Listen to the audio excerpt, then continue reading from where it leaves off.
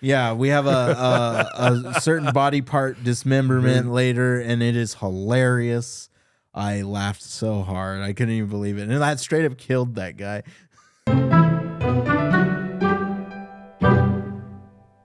Hello, everybody, and welcome back to the show. Today we are doing a review for Lisa Frankenstein, which just came out.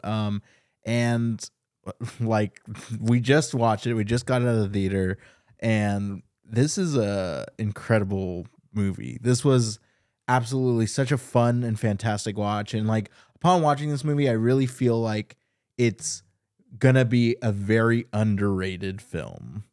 Yeah, I definitely agree with that. It's just a modern Frankenstein. It's freaking awesome. Yeah. It kind of reminds me of that movie Warm Bodies that came out with Nicholas Hoult in it. And I thought that I really loved this movie a lot. But before we get further into our review for Lisa Frankenstein, I just want to remind everybody, please go and hit that like and subscribe button down below. It really helps us out. And you can follow us on Twitter or Instagram, or X as it's called now. Or you can go over to patreon.com/CalvinCam. It's the best way to support this podcast and make us bigger and better. And yeah, so that being said, we will get further into our review for Lisa Frankenstein. I had such an amazing time watching this movie. like I think I laughed all the way through. And this will be a spoiler review for those who have not seen this movie. Turn away now unless you don't care about spoilers. The film stars a girl named Lisa, who it's like a coming of rage love story about a teenager and her crush who happens to be a corpse. After a set of horrific circumstances bring him back to life, the two embark on a journey to find love, happiness, and a few missing body parts. So that's the punchline. It is directed by Zelda Williams, who is the daughter of Robin Williams, and fantastic. Like, this is just, she's so talented, and to see that she's continuing the legacy that the Williams family has, like, it's just, I'm very happy with this movie. I think she definitely knocked it out of the park with this one. The film stars Catherine Newton as Lisa, and it stars Cole Sprouse as the monster, the creature, Frankenstein. And then we have Joe Christ. Joe Christ. Sorry, not Joel Christ. Joe Christ from Stranger Things. Yeah, if you can remember, he's the 80s dad that does nothing. But he plays that role well. So I think that I feel like he slipped from that show into this movie. Pretty seamlessly. Like, he is like the same person. So exactly how he was in Stranger Things. I think that he just, yeah, like you said, he plays the role perfect. This film is set in the 80s, and it is just awesome. Like, the fashion's there, the aesthetics there, the cars, just the style. And what was interesting, I think like halfway through the movie, to me, it felt like, yes, it was set in the 80s, but it felt like a 90s movie. At the end, but I think it's the late 80s anyway. Well, no, like, it is a late 80s movie, but I mean, like, it felt like a 90s movie in terms of like the way that it was directed. Like, this felt like beat for beat a 90s watch. So I thought that was really cool. And I think everybody in this movie, even the side characters, everybody did a fantastic job of playing the stereotypes that the 80s holds. Yes.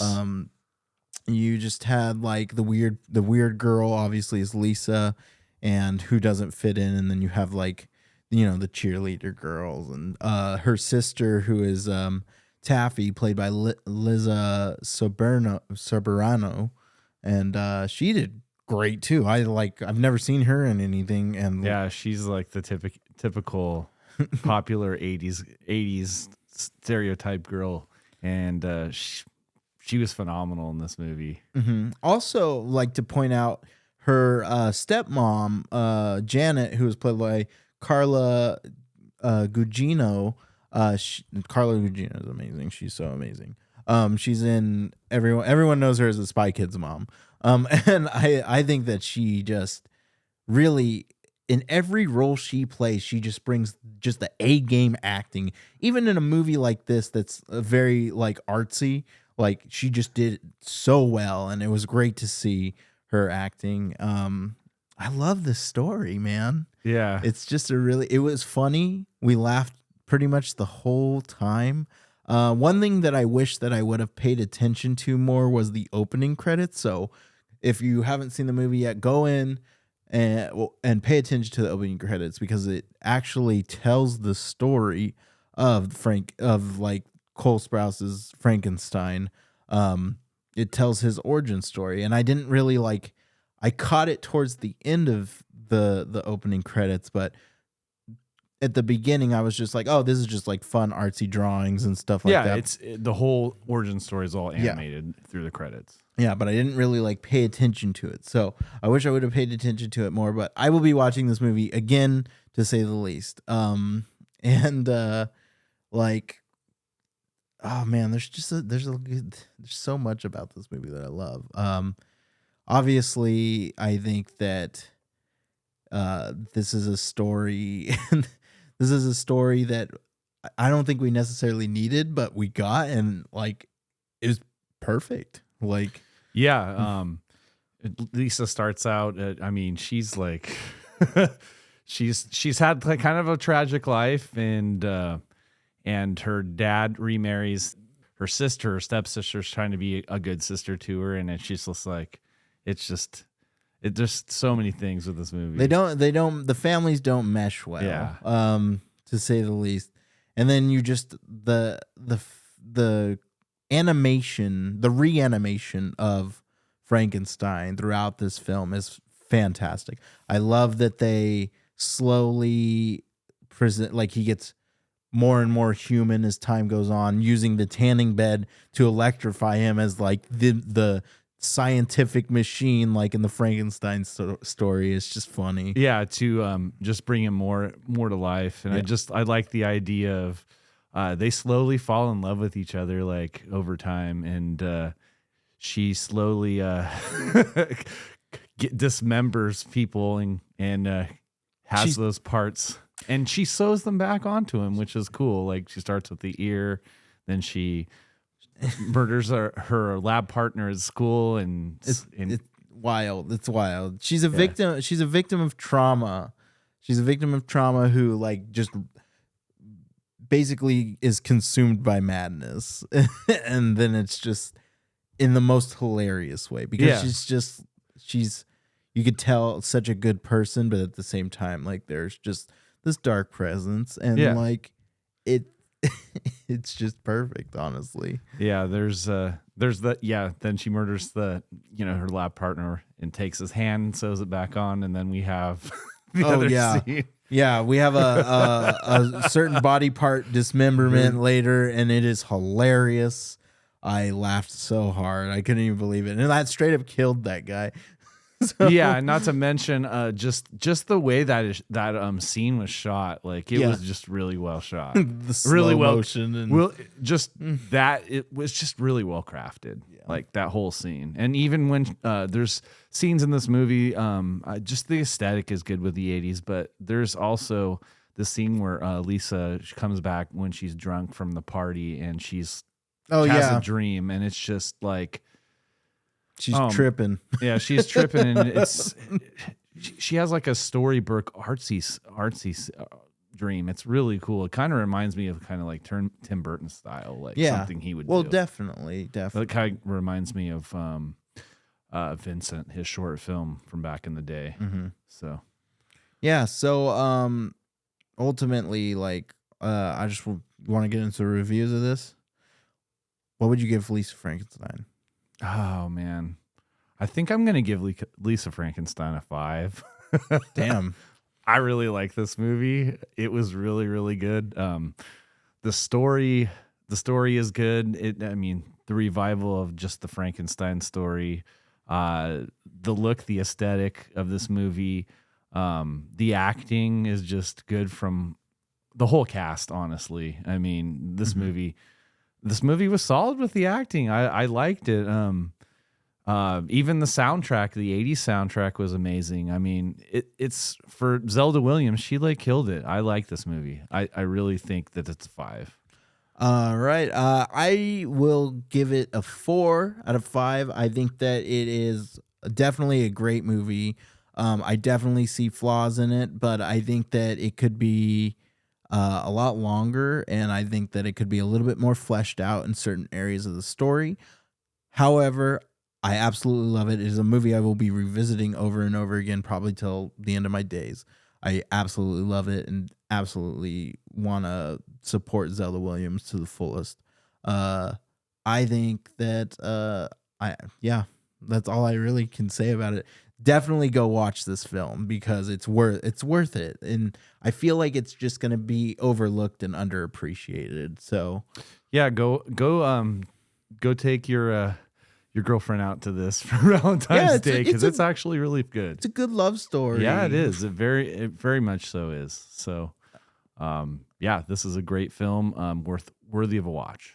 All right, we're gonna get into some fun facts for you. Okay. Fun facts, and then we got a little thing at the end of the episode if you want to stick around for that. So, yes, fun fact number 1. It is a feature directorial debut for Zelda Williams, daughter of Robin Williams. So, that's what I thought. I know that she's directed short films and music videos and I think a TV series, but this is her first feature directorial debut. So, the title is a parody of graphic design company Lisa Frank and the Mary Shelley novel Frankenstein. That's cool. Yeah. In the final scene, a character is wearing rainbow suspenders, a reference to Mork as Robin Williams. No. No.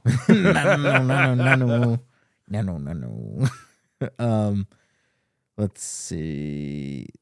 It's set in the same universe as Jennifer's Body. That's really cool. That's where the 90s thing comes in. Yeah, because I could tell, man. Good shit. Let's see. To prepare for his role as the creature, Colt Sprouse trained with a movement coach and a mime coach for several months in Los Angeles.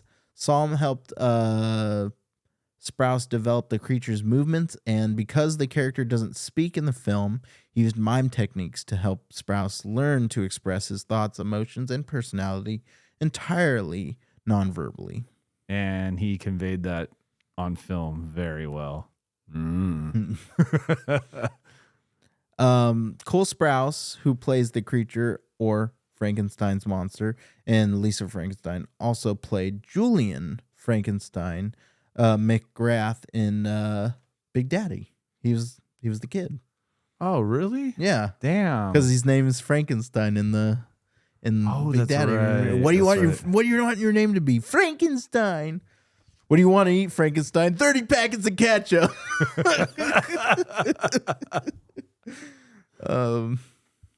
Let's see. Andrew Levitt, better known as the drag queen Anina West, released a song titled Lisa Frankenstein in 2019. It is unknown if the film's title was inspired by this song, but it's just a good coincidence. So, yeah. The movie does take place in the year 1989. And the last fun fact, when Lisa's stepmother, Janet, returns home, Lisa exclaims, "Damn it, Janet," a reference to a song of the same name featured in the Rocky Horror Picture Show. Oh, that's interesting. That's awesome. Yeah. And I definitely feel like Rocky Horror vibes with this too, which is great. Yeah. You definitely feel it. So, let's do the time warp again. All right. That's all the fun facts we have. But before we end this episode, we are very, very close to hitting 200 subscribers. And we really could use the help getting there. And if we do hit 200 subscribers, we are going to do a giveaway. Starting until we hit 1,000 subscribers, we are going to do a giveaway of something, and we will announce that on social media. every 100 subscribers that we hit, we will do a giveaway until we hit 1,000. So that's something to look forward to. If you want to check out our socials again, go to Instagram.com. That's probably where it will mainly be posted. I will also do my best to post on X as best I can. I don't really use that platform as much. So I would say go make sure to like this video and check out our pages.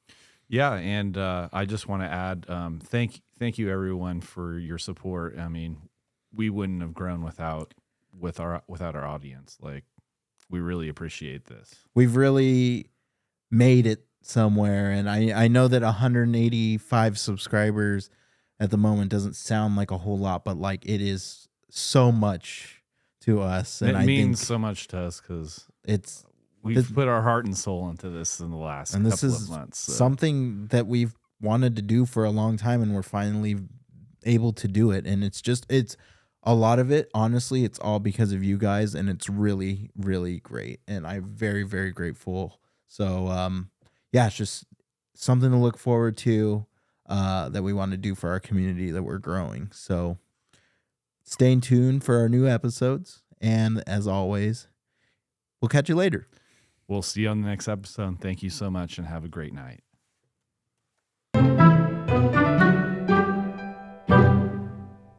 Thank you all so much for tuning into the Calvin Cam podcast. We appreciate you all so very, very much. And, you know, if you like us, hit that like and subscribe button down below. It really helps us out. As well as you can go over to our social media platforms like Instagram or X and follow us over there. We like to communicate and build our community up.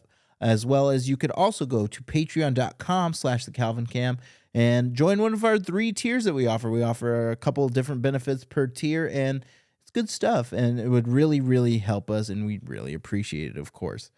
So thank you all so much for tuning in, and we'll catch you later.